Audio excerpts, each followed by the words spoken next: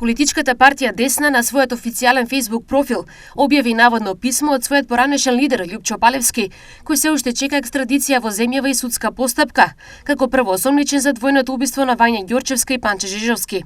Според објавеното, писмото е упатено до министерот за правда Кајнар Лога, пишувано лично од Палчо на 29 април годинава, а на 30 април во 17 часот му било испратено преку службениот мејл на адреса cabinetet.mjustice.gov.mk.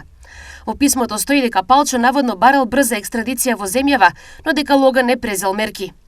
Министер, не сте направиле ништо за да бидем изведен пред органите на прогонот, за да можам активно да се бранам. Тоа е моето неприкосновено право произлезено од закон, стои меѓу другото во наводното писмо на Палевски. Министерот за внатрешни работи Панче Тошковски пред 2 дена информираше дека во најкраток рок Палевски ќе биде екстрадиран во Македонија.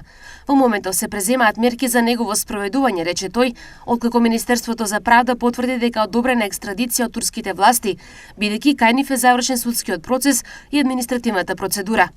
Палевски ќе оди во притвор веднаш по неговото испорачување во земјава, согласно одлуката на Кривичниот суд.